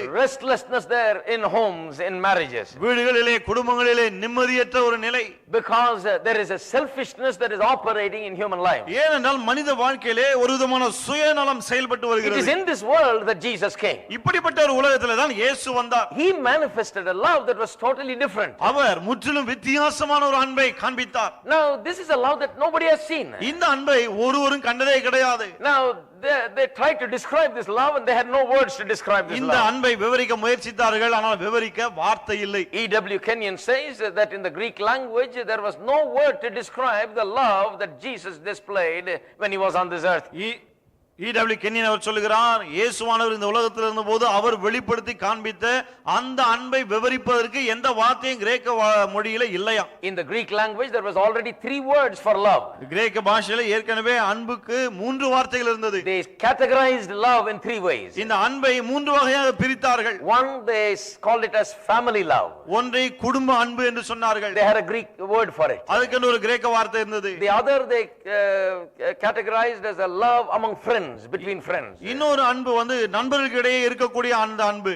And there was another Greek word, a distinctly different word. அந்த அன்பை குறிக்கும்படி இன்னொரு கிரேக்க வார்த்தை இருந்தது. Greek language was a rich language. கிரேக்க வார்த்தை பல வார்த்தைகளை கொண்ட ஒரு ஐஸ்வரியமுள்ள ஒரு பாஷை. So, it's not one word for all kinds of love, it's different words for different kinds of love. ஆகவே எல்லா விதமான அன்பையும் ஒரே வார்த்தை கொண்டு குறிக்கவில்லை, ஒவ்வொரு அன்புக்கும் ஒவ்வொரு வார்த்தையை வைத்திருந்தார்கள். There was another word, yet another word for marriage, love between marital partners. கணவன் மனைவிக்கு இடையே இருக்கக்கூடிய அந்த அன்பை குறிக்கும்படி அதற்கென்று இன்னொரு வார்த்தை இருந்தது. There were 3 different words, Greek words for love. ஆகவே அன்பை குறிக்கும்படி 3 வெவ்வேறு வார்த்தைகள் இருந்தது கிரேக்க மொழியிலே. But the love that Jesus displayed did not fit into any one of these ஆனால் categories. இயேசு காண்பித்த அந்த அன்பு இந்த 3 வார்த்தைகளும் அடக்க முடியவில்லை. So the people said, well, we have never seen love like this. ஆகவே மக்கள் என்ன சொன்னார்கள், இது போன்ற ஒரு அன்பை நாங்கள் கண்டதே இல்லை. What kind of a love is this? இது என்ன விதமான அன்பு? It is a love that loves the unlovable. இந்த அன்பு கூறப்பட முடியாதவர்களே அன்பு It's a கூறுகிறது. love that says that do good unto those that do evil to you. உங்களுக்கு தீங்கு செய்கிறவர்களுக்கு நன்மை செய்யுங்கள் என்று சொல்லுகிற அன்பு. It is a love that has never been displayed before. இந்த அன்பு இதற்கு முன்னே யாரும் காண்பித்ததே கிடையாது. Because he is a different person. ஏனென்றால் இயேசு வித்தியாசமானவர். No one has ever displayed this love because all mankind had this tinge of selfishness because all mankind was in sin. யாருமே இப்படிப்பட்ட அன்பை முன்னே காண்பித்தது கிடையாது. ஏனென்றால் எல்லா மனிதருமே பாவத்தில் இருந்தார்கள். எல்லா மனிதருக்குள்ளும் இந்த பாவத்தின் விளைவாக சுயநலம் இருந்தது. There was not one man on this earth that could display total 100% love as originally given to him. இந்த பூமியில ஒரு மனிதன் கூட ஆதியிலே மனிதனுக்கு கொடுக்கப்பட்டதே அப்படிப்பட்ட ஒரு அன்பை வெளிப்படுத்த முடியாத நிலையில் வெளிப்படுத்தக்கூடிய நிலையில இல்லை. Jesus was different. ஆனால் இயேசு வித்தியாசமா இருந்தார். He was from heaven. அவர் வானத்திலிருந்து வந்தவர். The Son of God. அவர் தேவகுமாரன். Entered into the world through a virgin's womb. ஒரு கன்னியின் வயிற்றின் மூலமாக இந்த உலகத்துக்குள்ளே பிரவேசித்தார். Untainted by sin. பாவத்தினாலே கரைபடாதவர். Therefore unaffected by selfishness. ஆகவே சுயநலத்தினாலே பாதிக்கப்படாதவர். Knows no selfishness. சுயநலமே அறியாதவர். Totally filled with the love of God. முற்றிலுமாய் தேவனுடைய அன்பினாலே நிறைந்தவர். A love that world has never known. இப்படிப்பட்ட அன்பை உலகம் அறிந்ததே கிடையாது. So they looked at the love that he showed and they said, well, we'll call this divine love. ஆகவே தான் இயேசு வெளிப்படுத்தின அன்பை பார்த்து இதை தெய்வீக அன்பு என்று அழைக்கலாம் என்றார்கள். That is where they say the word agape came about in the Greek language. இப்படியாக தான் கிரேக்க மொழியில அகாப்பே என்ற வார்த்தை வந்தது என்று சொல்கிறார்கள். Agape means divine love. Agape என்றால் தெய்வீகமான அன்பு. They looked at Jesus and they said, this love must be divine love. It must be from God. இயேசுவை கண்டபோது இந்த அன்பு தெய்வீகமான அன்பா இருக்க வேண்டும், தேவனிடத்திலிருந்து வந்த அன்பா இருக்க வேண்டும் We have never என்றார்கள். seen it among men. மனிதர் மத்தியிலே இந்த அன்பை பார்த்ததே This must be கிடையாது. from God. இது தேவனிடத்திலிருந்து வந்த அன்பா So let's இருக்க call வேண்டும். it divine love. ஆகவே இதை தெய்வீக அன்பு என்று அழைப்போம் That is என்றார்கள். what 1 Corinthians 13 talks about. 1 கொரிந்தியர் 13ஆம் அதிகாரம் அதை குறித்து தான் And the பேசுகிறது. good news is நற்செய்தி என்னவென்றால் that when we are born again, நீங்கள் மறுபடியும் பிறக்கும்போது the love of God is shed abroad in our hearts. தேவனுடைய அன்பு நம்முடைய உள்ளங்களிலே ஊற்றப்படுகிறது. This is the marvelous change that takes place in all of us. நம் எல்லாருக்குள்ள ஏற்படுகிற ஒரு அற்புதமான மாற்றமே இதுதான். Something wonderful is now given to us that was not there before. இதற்கு முன்னே இல்லாத ஒன்று அற்புதமான ஒன்று நமக்கு கொடுக்கப்படுகிறது. Divine love. Romans 5:5 says divine love is poured into us. ரோமர் 5:5 சொல்லுகிறது தெய்வீகமான அன்பு நமக்குள்ளே ஊற்றப்பட்டிருக்கிறது. We have love now. நாம் இப்போது அன்பை உடையவர்களாய் இருக்கிறோம். So we don't have to pray about love or ask for love. ஆகவே அன்புக்காக ஜெபிக்கவோ அன்பு வேண்டும் என்று ஜெபிக்கவோ அவசியமே இல்லை The நமக்கு. problem with the Christian people today is that they don't know what they got. இது கிறிஸ்தவங்கிட்ட இருக்கிற பிரச்சனை இதுதான். என்ன இருக்குன்னு அவங்களுக்கு தெரியல. So they are always asking for what they already have. ஆகவே ஏற்கனவே என்ன இருக்கோ அதை தான் இன்னும் வேணும்னு கேக்குறாங்க. They're always saying வல்லமை தாரும் தேவா. எப்போதுமே வல்லமை தாரும் தேவான்னு தான் கேட்டுட்டு இருக்காங்க. வல்லமை தந்தாச்சே தேவான்னு சொன்னா விளங்க மாட்டேங்குது அவங்களுக்கு. வல்லமை is already there. வல்லமை ஏற்கனவே இருக்கு. You better start believing in what you have. உங்களுக்கு என்ன இருக்கிறதோ அதை நம்ப ஆரம்பியுங்க. You have divine love. உங்களுக்குள்ளே தெய்வீக அன்பு இருக்கிறது. You are a child of God. நீங்கள் தேவனுடைய பிள்ளை.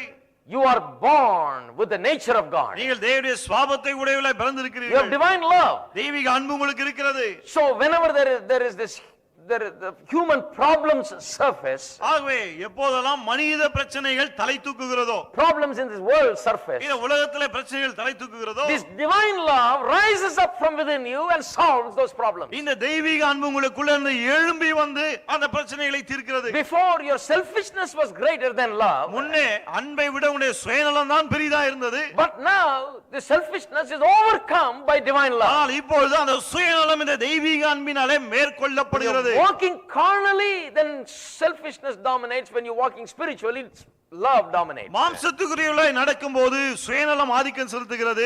ஆனால் ஆவிக்குரியவளாய் வாழும்போது அன்பு ஆதிக்கம் செலுத்துகிறது. Something has happened to us. நமக்கு ஏதோ ஒன்று நடந்திருக்கிறது. So only in this context we can understand these things. ஆகவே இந்த அடிப்படையிலே தான் இந்த காரியங்களை நாம் புரிந்து கொள்ள So முடியும். don't look at the world as it is today and try to analyze. ஆகவே இந்த உலகத்தை இன்றைக்கு இருக்கிற நிலைமையை கண்டு புரிந்து கொள்ள முயற்சிக்க வேண்டாம். God did not make a mistake when he made man as male and female. தேவன் மனுஷனை ஆணும் பெண்ணுமாக உண்டாக்கின போது தவறு செய்து விட்டார் என்று எண்ணக்கூடாது. The difference was well intended and the purpose was great. அந்த வித்தியாசம் வேண்டுமென்றே கொண்டு வரப்பட்டது.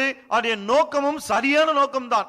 The purpose is the thing that differentiates man and woman from what they are. நோக்கம் தான் இந்த ஆணையும் பெண்ணையும் அவரவர்களாக வேறுபடுகிறது. It is because of purpose they are made differently. நோக்கத்து நிமித்தமாக தான் அவர்கள் வித்தியாசமானவர்களாய் உண்டாக்கப்பட்டிருக்கிறார்கள். Once you begin to understand the purpose, then there is no tension. நோக்கத்தை புரிந்து கொண்டால் போதும், பிறகு பிரச்சனையே கிடையாது. What is the purpose for man? ஆணுக்கான பிரச்சனை What நோக்கம் is என்ன? the purpose for the woman? பெண்ணுக்கான நோக்கம் என்ன? If we can understand that, there cannot be any tension between man and woman. அதை புரிந்து கொள்ளும்போது ஆணுக்கும் பெண்ணுக்கும் இடையே பிரச்சனையே உண்டாக முடியாது. You know why? ஏன் தெரியுமா? Because purpose is the thing that predicts what we are going to be and what we are going to do. என்ற நோக்கம்தான் நாம் என்னவாக இருக்க போகிறோம், என்ன செய்ய போகிறோம் என்பதை நமக்கு அறிவிக்கிறது. Let me just give you a few pointers before we close today. முடிப்பதற்கு முன்னதாக சில காரியங்களை நான் உங்களுக்கு This has சொல்கிறேன். been a small introduction into this subject. This is a great subject. இந்த போதனைக்குள்ள ஒரு சின்ன முன்னுரை தான் கொடுத்திருக்கேன். ஏன்னா இது மிகப்பெரிய ஒரு போதனை. But let me say a few things and give you a few points here. ஆனா சில காரியங்களை குறிப்புகளாக நான் உங்களுக்கு சொல்ல விரும்புகிறேன். Purpose predicts position. நோக்கம்தான் நிலையை காண்பிக்கிறது. What you're going to be is because of purpose. நீங்கள் என்னவாக இருக்க போகிறீர்கள் என்பது நோக்கத்தின் விளைவாக ஏற்படக்கூடியது. Your position or what you will be or what you are is determined by the purpose and not by your choice. நீங்கள் என்னவா இருக்கிறீர்கள், என்னவா இருக்க போகிறீர்கள் என்பது உங்களுடைய விருப்பத்தின்படி உண்டானதல்ல, நோக்கத்தின் அடிப்படையிலே ஏற்பட்டது. Now there was a man named Sigmund Freud. I don't know how many of you have heard about him. Sigmund ஃப்ராய்ட்னு ஒருத்தர் இருந்தார். எத்தனை பேர் அவரை பற்றி கேள்விப்பட்டிருக்கீங்கன்னு தெரியல. He was a great psychoanalyst. மிகப்பெரிய ஒரு உளவியல் மனோ தத்துவ நிபுணர் அவர். He was the greatest psychoanalyst that influenced the academic world. இந்த உலகத்திலே மிகப்பெரிய ஒரு தாக்கத்தை ஏற்படுத்திய ஒரு மனோ தத்துவ நிபுணர் அவர். But he is the man that said also that women are innately inferior to men. அவர்தான் சொன்னார், பெண்கள் ஆண்களை விட மிகவும் தாழ்ந்தவர்கள். தாழ்வானவர்கள் என்று. This is the greatest mind, they say. அவர்தான் மிகப்பெரிய அறிவாளின்னு சொல்றாங்க. Now you can see where we are, what kind of hope there is in this world. அப்படினா இந்த உலகத்துல எப்படிப்பட்ட ஒரு நம்பிக்கை இருக்குன்னு நீங்களே பாருங்க. Sigmund Freud really messed it up. Sigmund Freud தான் எல்லாத்தையும் போட்டு குழப்பிட்டார். If you go to college and study psychology, you'll be studying Sigmund Freud. கல்லூரிக்கு போய் சைக்காலஜி படிச்சா அவருடைய புத்தகத்தை தான் படிப்பீங்க. You know, the world has been impacted by Sigmund Freud. Sigmund Freud உடைய போதனைகளால உலகம் பெரிய தாக்கத்தை உண்டாக்கி இருக்கிறது. Some of the things that he said about man, I cannot even read to you because it's so ugly. மனுஷனை குறித்து அவர் சொல்லுகிற சில some of the things he said about the women. ஸ்திரீகளை குறித்து அவர் சொல்லுகிற சில காரியங்களை சொல்லவே முடியாது, அவ்வளவு அசிங்கமா சொல்லி இருக்காரு. You know, and he says they are inferior to men. அவர் சொல்லுகிறார் அவர்கள் ஆண்களை விட தாழ்ந்தவர்கள். And in the 70s 70ஆம் ஆண்டுகளிலே there was a movement called the feminist movement. இந்த பெண் இயக்கம் என்று ஒன்று ஆரம்பமானது. பெண்கள் உரிமை இயக்கம். பெண்கள் உரிமை இயக்கம். They were seeking for equality with man. அவர்கள் ஆண்களோடு சமத்துவம் வேண்டும் என்று கோரினார்கள். He was the reason, and his philosophy and his attitudes about women was the reason for the whole rise of the feminist movement. இந்த பெண் உரிமை இயக்கம் ஏற்பட உருவாக தோன்ற காரணமே இவருடைய கொள்கைகள், இவர் கொடுத்த போதனைகள் தான். Because his attitude about women is the thing that laid the groundwork for the oppression of women all across the world in all kinds of societies. பெண்களை குறித்த இவருடைய கருத்து கண்ணோட்டம் தான் உலகமெங்கும் பெண்கள் ஒடுக்கப்படுவதற்கு காரணமாக அமைந்தது. That was the basis. அதுதான் அடிப்படையே. This great man with knew psychology so much and studied mankind, and he is telling that women are inferior to man. அவ்வளவு பெரிய ஒரு அறிவாளி, மனவர்க்கத்தை குறித்து படித்தவர், மிகப்பெரிய மனோ தத்துவ நிபுணர், பெண்களை குறித்து இப்படிப்பட்ட ஒரு கருத்தை சொல்கிறார். So that was the foundation with which society was oppressing women in all countries, in various countries. இவருடைய கொள்கைகளை வைத்து தான் உலகமெங்கும் பெண்களை மற்றவர்களை அடிமைப்படுத்தி வைத்திருந்தார்கள். As a reaction to that, the feminist movement came about. இதற்கு எதிர்ப்பு தெரிவிக்கும்படியாக தான் பெண் உரிமை இயக்கம் ஆரம்பித்தது. They were grabbing for equality. They were saying we are not lesser than men, we are equal to man. இவர் என்ன சொன்னார்கள், நாங்கள் ஆண்களை விட குறைவானவர்கள் அல்ல, ஆண்களுக்கு சரிசமமானவர்கள். So in places around the world, in the western countries especially, they wanted to do away with the differences. ஆகவே மேற்கத்திய நாடுகள்லாம் விசேஷமா அந்த வித்தியாசமே கூடாது என்று அதை ஒழித்து கட்ட விரும்பினார்கள். They are same. எல்லாரும் ஒண்ணுதான். Male and female are the same. ஆண் பெண் எல்லாரும் ஒண்ணுதான். But the Bible doesn't say they are same. ஆனால் அவர்கள் ஒன்று என்று வேதம் சொல்லவில்லை. The Bible is very simple about it. The fact of the Bible is very plain and simple. If anybody just catches it, all problems will be solved. வேதம் சொல்லுகிற உண்மை மிக தெளிவா எளிமையா இருக்குது. அதை புரிந்து கொண்டாலே போதும், பிரச்சனை எல்லாம் தீர்ந்துரும். The Bible does not say women are inferior. ஸ்திரீகள் தாழ்ந்தவர்கள் என்று வேதம் சொல்லல. The Bible says men and women are equal but different. ஆணும் பெண்ணும் சரிசமமானவர்கள் தான், ஆனால் வித்தியாசமானவர்கள் என்று தான் வேதம் போதிக்கிறது. Different because of the purpose that God has for each one. வித்தியாசமானவர்கள் ஏனென்றால் தேவன் ஒவ்வொருவருக்காக ஒரு நோக்கத்தை வைத்திருக்கிறார். And in order to fulfill that purpose that God has for them, they have to be a certain way. தேவன் அவர்களுக்கு கண்டு கொண்டிருக்கிற நோக்கத்தை நிறைவேற்ற வேண்டுமானால் அவர்கள் குறிப்பிட்ட அந்த விதத்திலே தான் இருக்க வேணும். The difference does not mean that the one is lesser than the other. அந்த வித்தியாசம் இருக்கிறதுனால ஒருத்தவங்க உயர்ந்தவங்க இன்னொருத்தர் தாழ்ந்தவர்கள் என்று கிடையாது. You can be equal but yet be different. சரிசமமா இருக்க முடியும், அதே சமயத்துல வித்தியாசமானவளாகவும் இருக்க முடியும். Let me give you an example. ஒரு உதாரணத்தை கொடுக்கிறேன் பாருங்க. Suppose in a company there was a president and a secretary. உதாரணத்துக்கு ஒரு கம்பெனில பிரசிடென்ட் இருக்காரு, செக்ரட்டரி இருக்காங்க. You know, as human beings they are both equal. மனிதர்கள் என்ற வகையில ரெண்டு பேரும் ஒண்ணுதான். In what way are they equal? எந்த விதத்துல ஒண்ணு? Both are human beings. என்ன ரெண்டு பேரும் மனுஷங்க. Both eat food.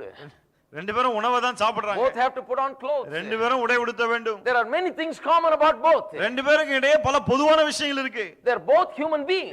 இருவருமே மனிதர்கள் தான். Both breathe the breath of life. ரெண்டு பேருமே மூச்சு விடுகிறவர்கள் தான். They are equal in that way. அந்த விதத்திலே சரிசமமானவர்கள்.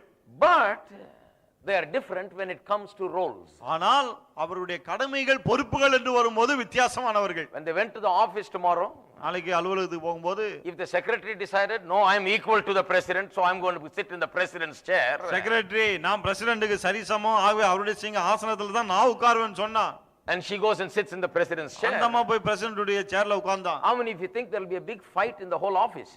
அந்த அலுவலகம் மிகப்பெரிய சண்டை எழும்பிடும் A பாருங்க. peaceful office would be turned into a fighting place. சமாதானம் நிறைந்த அந்த அலுவலகம் சண்டை நிறைந்த இடமா மாறிடும். If she tried to park her car in the president's parking lot president car நிக்க வேண்டிய இடத்துல இந்தமா போய் காரை நிறுத்துனாங்கன்னா, and sat in the president's chair president உடைய சேர்ல போய் உட்கார்ந்தாங்கன்னா, and signed where the president should sign, president sign பண்ண வேண்டிய இடத்துல இவங்க சைன் பண்ணா, my goodness, they'll go all the way to Supreme Court but they'll tear each other's hair right there, you know, supreme court வரைக்கும் போவாங்க, அதுக்குள்ளே ஒருத்தர் முடிய ஒரு புடிச்சு பிச்சு எடுத்துருவாங்க. because it just doesn't work. ஏன்னா அதெல்லாம் சரிப்படாது. They both are equal in the sense they are human beings, they eat and they dress and in that way they are equal, but they are different because they are different in the role and the position that they occupy. மனிதர்கள் என்ற முறையிலே சரிசமமானவர்கள் தான், மற்ற காரியங்கள் எல்லாம் செய்யறாங்க சரிசமமா. ஆனால் அவருடைய அலுவலகத்திலிருந்து வரும்போது ரெண்டு பேருமே அவர்களுடைய கடமைகளை வெவ்வேறு கடமைகளை ஆற்ற வேண்டி இருக்கிறது. அந்த விதத்தில் வித்தியாசமானவர்கள். That's why I think the feminist movement you know has largely failed to understand this. ஆகவே தான் நினைக்கிறேன் பெண் உரிமை இயக்கமானது இதை புரிந்து கொள்ள தவறிவிட்டது என்று. You know, they are only thinking about how men are oppressing us. அவங்க எப்போதும் ஆண்கள் நம்ம ஒடுக்குறாங்கன்னு அப்படிதான் நினைக்கிறாங்க. They've never thought about the difference that God has made between male and female because of the position and the role that God wants them to occupy in human life. மனித வாழ்க்கையிலே பெண்களுக்கென்று ஒரு பணி இருக்கிறது, ஒரு வேலை இருக்கிறது. அதற்காக தான் அந்த நோக்கத்தோடு தான் தேவன் அவர்களை வித்தியாசமாய் உண்டாக்கி இருக்கிறார் என்பதை அவர்கள் புரிந்து கொள்ள தவறிவிட்டார்கள். So the feminists now are saying we are going to grab equality. ஆகவே பெண் உரிமை மக்கள் என்ன சொல்றாங்க? சமத்துவத்தை நாங்க எடுத்துக்கொள்வோம் அப்படின்றாங்க. But position is not something that you elect. ஆனா இந்த நிலை அல்லது அந்தஸ்து என்பது நீங்க விரும்பி தெரிந்து கொள்கிற ஒன்றல்ல. God has made male and female with a purpose because of the position that he wants them to occupy. தேவன் ஆண் பெண் என்ற வித்தியாசத்தை ஒரு நோக்கத்தோடு கொடுத்திருக்கார். என்ன நோக்கம்னா அவர்களுக்கென்று ஒரு நிலை அந்தஸ்து இருக்கு, அதுக்காக தான். அவர்களுக்குன்னு ஒரு வேலையை வச்சிருக்காரு, வாழ்க்கையில ஒரு பங்கு வைத்திருக்கிறார், அதற்குன்னு அவர்களை உருவாக்கி இருக்கிறார். He has created them in a different way for that. அதற்காக தான் அவர்களை வித்தியாசம் உள்ளவர்களாய் சிருஷ்டித்திருக்கிறார். Let me give you another example. இன்னொரு உதாரணத்தை கொடுக்கிறேன் பாருங்க. Now cars have 4 wheels. கார்களுக்கு 4 சக்கரம் இருக்கு. They are at the bottom of the car. காருக்கு கீழ இருக்கு அதெல்லாம்.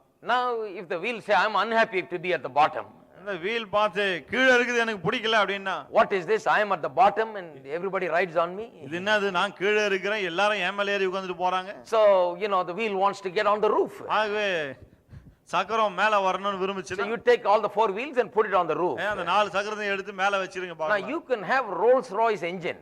Rolls Royce engine இருக்கலாம் அந்த கார்ல. And you can have the best DVD, CD player and Bose systems and power steering and transmission, you know, the best ones that you can get, everything there, and lakhs worth of equipment in the car and the best engine.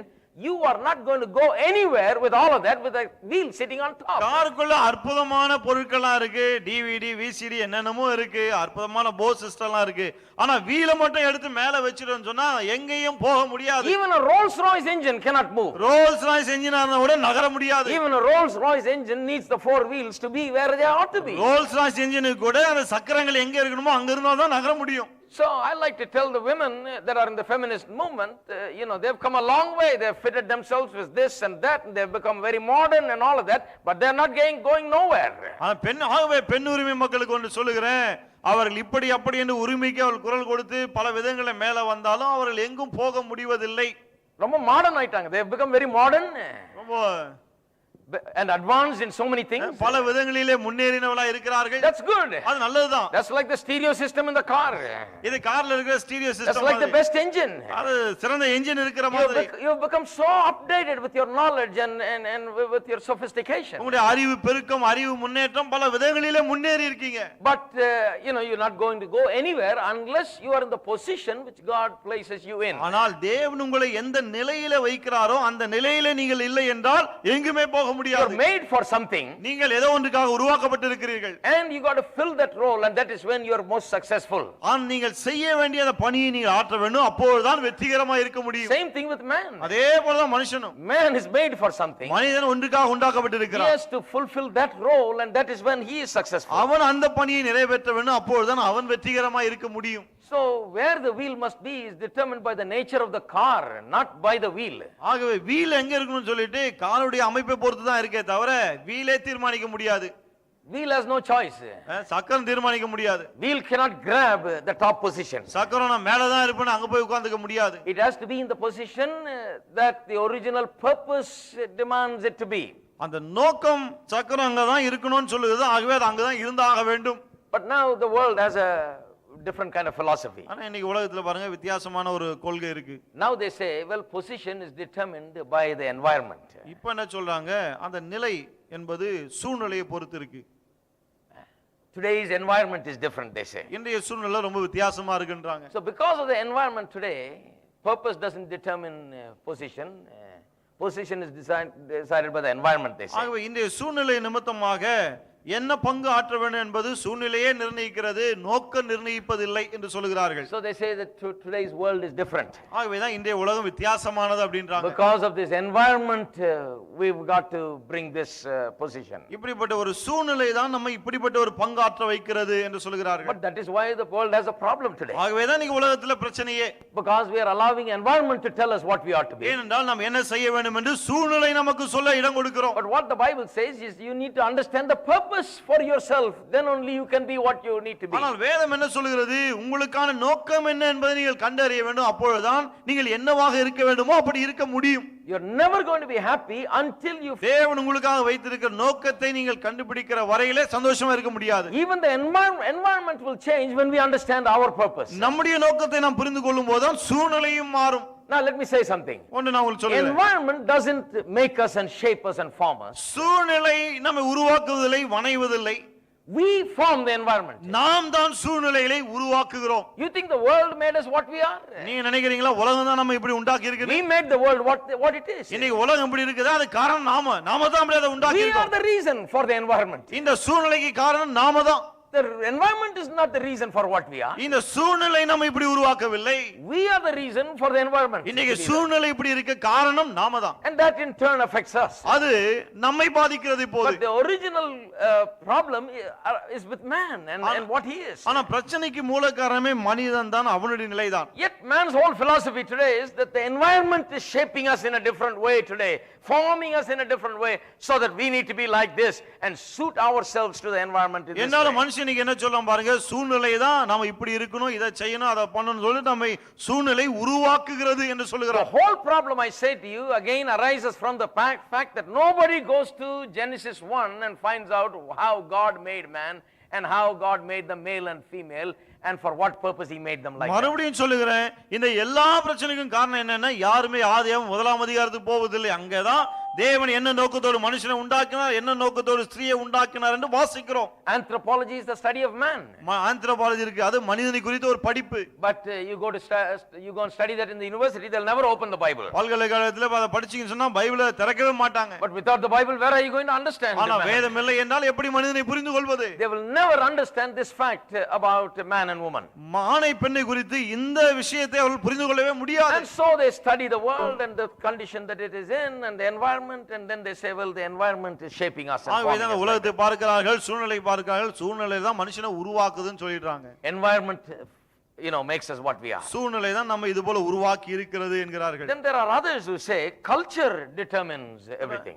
இன்னும் சில ஆட்கள் இருக்காங்க, கலாச்சாரம் தாங்க எல்லாவற்றையும் பாதிக்கிறது, In our உருவாக்குறது. culture it's like that. என்ன சொல்றாங்க, எங்க கலாச்சாரத்துல அப்படிதான். Even people who put down women, they say in our culture it's like that. பெண்களை கொஞ்சம் மட்டப்படுத்துறவங்க கூட பாருங்க, எங்க கலாச்சாரத்துல அப்படிதாங்க அப்படின்னு That's முடிச்சிடுவாங்க. our culture. அதாங்க எங்க கலாச்சாரம். In our country that's the way that is. எங்க நாட்டுல அப்படிதான் அப்படின்னுவாங்க. Purpose determines position, not culture. நோக்கம் தான் நாம் என்ன செய்ய வேண்டும் என்பதை தீர்மானிக்க வேண்டுமே தவிர நம்முடைய கலாச்சாரம் அல்ல. Nobody comes to purpose. யாருமே நோக்கத்திடம் வருவதில்லை. They go to environment, சூழ்நிலைக்கு போறாங்க, they go to culture, கலாச்சாரத்திடம் they go to போகிறாங்க, a lot of other things. இன்னும் மற்ற விஷயங்கள் எல்லாம் பார்க்கறாங்க. But nobody comes to the original purpose for which everything is made. ஆனால் எல்லாமே என்ன நோக்கத்தோடு ஆதியில உண்டாக்கப்பட்டது அதை யாருமே பார்ப்பதில்லை. Take for example, உதாரணத்துக்கு இதை எடுத்துக்கொள்வோம். you take a VCR. ஒரு VCR We எடுத்துங்க. understand what a VCR is. VCRனா என்ன நமக்கு புரியுது. Now you take it to some tribe or some people that live in a jungle that don't know what a VCR is. VCRனா என்னன்னே தெரியாத காட்டுவாசிகிட்ட அதை எடுத்துட்டு போங்க. And you leave that thing with them. அதை அங்க விட்டுட்டு வந்துருங்க. Soon enough they begin to form a certain attitude or opinion about what this is all about. வெகு சீக்கிரத்துல இந்த பொருளை குறித்து அவங்களே ஏதோ சில கற்பனையில சில காரியங்கள்ல கொண்டு வந்துருவாங்க. One fellow will take it and put it on some stuff to hold it in place so that the things won't get blown in the wind. ஓரமா எடுத்து ஒரு இடத்துல அதை வச்சு அது காதுல பறந்து போகாதபடிக்கு அது மேலே ஏதாவது வைப்பான். மற்ற இலைகள அதெல்லாம் காத்துல பறக்காதபடி இத வைப்பான் அப்படி. So everybody looks at it and says that's a good thing. It's very useful for that. பாக்குறவங்க யோசிப்பாங்க, சரி ஏதோ பறக்காம இத வச்சிருக்காங்க நல்லதுதான் அப்படின்னு. That's one good thing we can use it for. இந்த நல்ல விஷயத்துக்கு அதை பயன்படுத்தலாம். Another fellow comes around இன்னொருத்தன் வருவான். and he says my boat is kind of off balance. If we put this box over here maybe this will balance my boat. அவன் சொல்லுவான், boat ஒரு பக்கம் சாயுது, இந்த பொட்டியை எடுத்து அப்படி வச்சேன்னா அது நேரா ஆயிடும் அப்படின்னுவான். சாய் துணி அடிச்ச மாதிரி இது ஒரு அப்படி யூஸ் பண்ணலாம். So he puts it there. அவன் கொண்டு போய் அங்க வைக்கிறான். Then after a few years, சில வருஷங்கள் கழித்து if you go there, அங்க போனீங்கன்னா you will be amazed to find out what their culture says now. அவங்களுடைய கலாச்சாரத்தை பற்றி என்ன சொல்லுது நீங்க பாத்தீங்கன்னா உங்களுக்கு ஆச்சரியமா இருக்கும். You look at them and ask them what is this box all about? அவங்கள பார்த்து கேட்டு பாருங்க இந்த பெட்டி என்னன்னு. Oh, from our granddaddy's days we use it to balance our boat, brother. அவன் சொல்லுவான், எங்க தாத்தா காலத்துல இருந்து எங்க போட்டை பேலன்ஸ் பண்ணது use பண்றோம்வாங்க. That is what we use it for. அதுக்கு தான் இத பயன்படுத்துறோம். We also sometimes use it to keep it on things so things don't blow. சில சமயத்துல இதெல்லாம் பறக்காம அது மேல வெயிட் போல வைப்போம் அப்படி. They have developed a whole culture. ஒரு கலாச்சாரத்தை உருவாக்கிட்டாங்க. And they have made it a part of their lifestyle. இப்போ அது அவருடைய வாழ்க்கையின் ஒரு பகுதியாய் மாறிவிட்டது. And that is why we have a problem. ஆகவே தான் நமக்கு பிரச்சனை. We make such a big thing about culture. We talk about our culture and our culture says this and our culture says இது that. கலாச்சாரத்தை பெரிய விஷயமாயிடும். எங்க கலாச்சாரம் இப்படி இருக்கு, எங்க கலாச்சாரம் இத சொல்லுது அத சொல்லுதுன்றோம். Well, many things in our culture came like this. நம்முடைய கலாச்சாரத்துல பல விஷயங்கள் இப்படி தான் வந்துச்சு. But that is the reason Christians don't go back to what culture we came from. We go back to the word of God and to the purpose which God originally had for man. ஆகவே தான் கிறிஸ்தவர்களாகிய நாம் நம்முடைய கலாச்சாரத்துக்கு போவதில்லை. நம்முடைய நோக்கம் என்ன, எதற்காக நாம் இருக்கிறோம் என்பதை அறிந்து கொள்ள தேவனுடைய வார்த்தைக்கு செல்கிறோம். That is why the problem of man is beyond anything that is cultural. And the salvation of man is beyond all cultural boundaries. ஆகவே தான் மனிதனுடைய பிரச்சனைகளும் கலாச்சாரங்களுக்கு அப்பாற்பட்டதா இருக்கு. அதற்கான தீர்வாகிய ரட்சிப்பும் கலாச்சாரத்துக்கு அப்பாற்பட்டதா இருக்கு. The problem is not cultural. பிரச்சனை கலாச்சாரத்துக்கு உட்பட்டது அல்ல. Answer is not also cultural. பதிலும் கலாச்சாரத்துக்கு உட்பட்டது அல்ல. Problem is sin. பிரச்சனை பாவம். Problem is because man is not in the way that God made him to be. தேவன் மனிதனை எப்படி உண்டாக்கினாரோ மனுஷன் அப்படி இல்ல, அதுதான் பிரச்சனை. Problem is that man is not living the way that God wants him to live. தேவன் மனிதன் எப்படி வாழ வேண்டும் என்று விரும்பினாரோ அப்படி வாழவில்லை, அதுதான் பிரச்சனை. The problem is that man has not understood his purpose. மனிதன் தன்னுடைய நோக்கத்தை புரிந்து கொள்ளவில்லை, அதுதான் பிரச்சனை. Man is saying, well, our culture says this is what man should be. மனுஷனே சொல்றான், எங்க கலாச்சாரம் சொல்லுது மனுஷனா இப்படி தான் இருக்கணும். Our culture says this is what woman should be. எங்க கலாச்சாரம் சொல்லுகிறது பெண்ணுனா இப்படி தான் இருக்கணும். Our culture says this and our culture says that. எங்க கலாச்சாரம் இப்படி சொல்லுகிறது, எங்க கலாச்சாரம் அப்படி சொல்லுகிறது. Well, culture came much later, my friend. கலாச்சாரம் நான் சொல்லுகிறேன் ரொம்ப பிற்பாடு தான் வந்தது. Purpose is greater than culture. கலாச்சாரத்தை விட நோக்கம் பெரியது. Christians have to look beyond culture and go to the word of God and look at the purpose that God has. கிறிஸ்தவர்கள் கலாச்சாரத்தை தாண்டி தேவனுடைய வார்த்தைக்கு சென்று நோக்கம் என்ன என்பதை கவனிக்க வேண்டும். Amen. Amen. How many of you are glad that we got the word of God? எத்தனை பேர் சந்தோஷப்படுறீங்க தேவனுடைய வார்த்தை நமக்கு இருக்குன்னு? Thank God that we have the word of God today. இன்றைக்கு தேவனுடைய வார்த்தை நமக்கு இருக்கிறது. கர்த்தருக்கு And we are ஸ்தோத்திரம். going to find out week after week what God's purpose is for man and what God's purpose is for woman. ஒவ்வொரு வாரமும் பார்க்க போகிறோம். மனித ஆணுக்கான தேவனுடைய நோக்கம் என்ன, பெண்ணுக்கான தேவனுடைய நோக்கம் என்ன என்பதை. The problem is a lack of understanding of the purpose. நோக்கத்தை குறித்து சரியான அறிவில்லாமை தான் இன்னைக்கு பிரச்சனை காரணம். You see any problem that anybody is having, ஒரு யாரானாலும் சரி அவங்களுக்கு இருக்கிற பிரச்சனையை பாருங்க. all these problems arise from a lack of understanding of the purpose. இந்த பிரச்சனைகள் எல்லாமே நோக்கத்தை சரியா புரிந்து கொள்ளாததனாலே உண்டாகிறவைகள். That is why all of the problems in the world arise. ஆகவே தான் உலகத்திலே இந்த எல்லா பிரச்சனைகளும் எழும்புகிறது. The purpose cannot be discovered until you come to God. தேவனிடம் வருகிற வரையிலே நோக்கத்தை நீங்கள் கண்டறிய முடியாது. Purpose cannot be discovered until a relationship with God is established. தேவனோடு ஒரு உறவு ஏற்படுகிற வரையிலே நோக்கத்தை கண்டறிய முடியாது. Meaning and purpose all of a sudden begins to dawn and begin to unfold as you develop a relationship with God. தேவனோடு ஒரு உறவை நீங்கள் வளர்த்துக் கொள்ளும்போதுதான் வாழ்க்கை குறித்த அர்த்தமும் நோக்கமும் நமக்கு உதிக்க ஆரம்பிக்கிறது. You begin to see yourself as what you should be. தேவனுடைய வார்த்தை அதை குறித்த சத்தியத்தை உங்களுக்கு காண்பிக்கிறது, போதிக்கிறது. Spirit of God begins to teach you. தேவ ஆவியானவர் உங்களுக்கு போதிக்க ஆரம்பிக்கிறார். And that is exactly what we're going to do in the days to come. அதை தான் வரப்போகிற நாட்களிலே நாம் செய்ய போகிறோம். Let's all stand up together. நாம் எல்லாரும் எழுந்து நிற்போம்.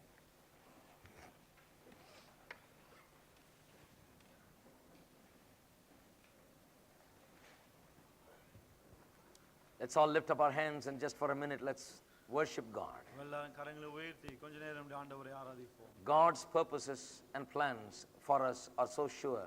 நம்மை குறித்த தேவனுடைய திட்டங்களும் நோக்கங்களும் மிகவும் நிச்சயமானவைகள். God is not a God of confusion. தேவன் குழப்பத்தின் தேவன் அல்ல. For a definite purpose he made us. அவர் நிச்சயமான நோக்கத்தோடு நம்மை உண்டாக்கி இருக்கிறார். He has made us for something. நம்மை ஏதோ ஒன்றுக்காக உண்டாக்கி இருக்கிறார். He has made us to be in a certain way. ஒரு குறிப்பிட்ட விதத்தில் நாம் வாழ வேண்டும் என்று உண்டாக்கி இருக்கிறார். And we need to discover that.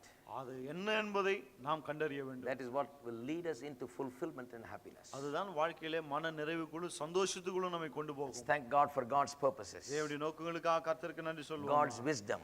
தேவனுடைய ஞானத்திற்காக. For God's understanding. தேவனுடைய அறிவுக்காக. What God has planned and purposed. தேவன் என்ன நோக்கம் கொண்டிருக்கார், சித்தம் கொண்டிருக்கிறார் என்பதற்காக. Praise God. Hallelujah. Thank you, Father. நன்றி தகப்பனே. Thank you, Lord. நன்றி ஆண்டவரே. Thank you, Jesus. நன்றி இயேசுவே. Father God, in the name of Jesus we come. பிதாவாகிய தேவனே இயேசுவின் நாமத்தில் உம்மிடம் வருகிறோம். We thank you, Lord, for helping us to discover and unfold what is wrong with mankind. கர்த்தாவே மனிதனிடத்தில் என்ன பிரச்சனை என்பதை நாங்கள் கண்டறிய எங்களுக்கு உதவி செய்தபடியால் ஸ்தோத்திரம். Thank you for helping us to see and look into God's purposes. தேவனுடைய நோக்கங்களை நாங்கள் காண எங்களுக்கு உதவி செய்தபடியால் ஸ்தோத்திரம். Thank you for helping us to understand and comprehend your wisdom. உம்முடைய ஞானத்தை நாங்கள் புரிந்து கொள்ள அறிந்து கொள்ள உதவி செய்தபடியால் ஸ்தோத்திரம். And we know that your wisdom will bring great happiness to us. உம்முடைய ஞானம் எங்களுக்கு மிகுந்த மகிழ்ச்சி அளிக்கும் என்பதை நாங்கள் அறிந்திருக்கிறோம். Understanding of your purposes will set aside our problems for our lives. உம்முடைய நோக்கங்களை நாங்கள் புரிந்து கொள்ளும்போது எங்கள் வாழ்க்கையின் பிரச்சனைகளை அது தீர்த்து வைக்குமே. Understanding your purposes will help us to be and become what you have intended for us to be originally. உம்முடைய நோக்கங்களை நாங்கள் புரிந்து கொள்ளும்போது ஆதியிலே நாங்கள் எவ்வாறு இருக்க வேண்டும் என்று நீர் விரும்பினீரோ அப்படி எங்களால் வாழ முடியுமே ஆண்டவரே. Thank you, Father. நன்றி தகப்பனே உமக்கு ஸ்தோத்திரம். Continue to teach us. தொடர்ந்து எங்களுக்கு போதியும். Continue to unfold the word of God to us.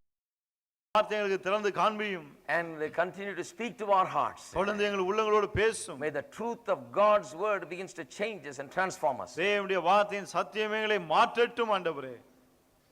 For that is the only thing that can truly change us. அது மட்டும்தானே மெய்யாகவே எங்களை மாற்ற முடியும். We give you all the glory and honor and praise. எல்லா துதி கன மகிமை உமக்கே நாங்கள் செலுத்துகிறோம். In Jesus name we pray. இயேசுவின் நாமத்தில் ஜெபிக்கிறோம். Amen. Amen. Let's sing this song and then we'll பாடலை பாடுவோம், பிறகு நாம் கலந்து செல்லலாம். We'll continue next week. அடுத்த வாரம் நாம் தொடருவோம்.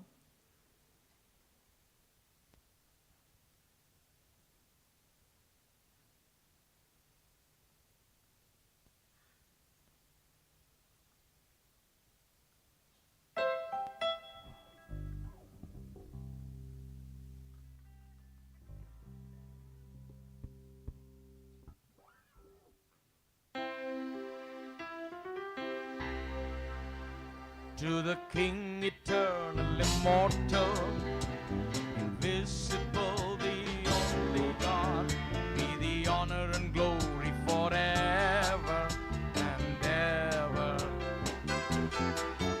To the King eternal, immortal, invisible, the only God, be the honor and glory forever and ever.